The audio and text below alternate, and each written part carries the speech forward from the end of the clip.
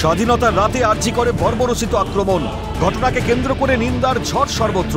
এবার এই ঘটনায় কলকাতা হাইকোর্টেও প্রশ্নের মুখে কলকাতা পুলিশের ভূমিকা। পাশাপাশি সেমিনার হলের কাছের ঘর ভাঙা হলো কেন, রাজ্যের কাছে হলফনামা চাইল হাইকোর্ট। শুক্রবার আরজিকর মামলার শুনানি হয় কলকাতা হাইকোর্টের প্রধান বিচারপতি টি.এস. শিবজ্ঞানমের ডিভিশন বেঞ্চে। আর সেখানেই বুধবার মধ্যরাতের হামলায় পুলিশের ভূমিকা নিয়ে প্রশ্ন তোলে আদালত।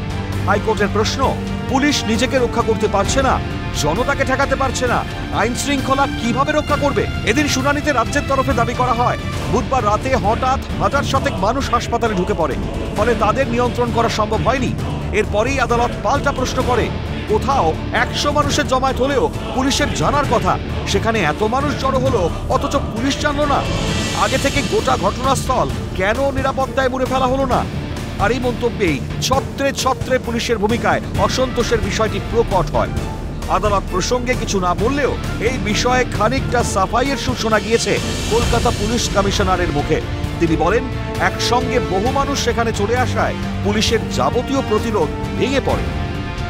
When you see a large amount of crowd which has been trolling this and you are outnumbered, people, obviously the force which was organized trying to ensure that the barricade is not breached.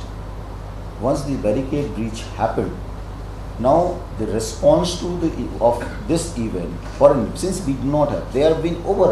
I think at that point of time, the leadership, the DC North himself, who in fact went, he got hit by this thing, stone, and he was unconscious. He was for some time he was untraced. So we got disorganized. In this melee, what happens is when the force got disorganized. তবে প্রশ্ন উঠছে, দক্ষ police commissioner নিজেদের ব্যর্থতা ঢাকতে করা এই মন্তব্য আদৌ কি যুক্তিযুক্ত? যে কোনো পরিস্থিতির জন্যই তো পুলিশকে প্রস্তুত থাকতে হয়, সেখানে পুলিশ কমিশনারের এই কাকুতির যৌক্তিকতা নিয়ে প্রশ্নটা থেকেই যাচ্ছে। ক্যালকাটা নিউজ।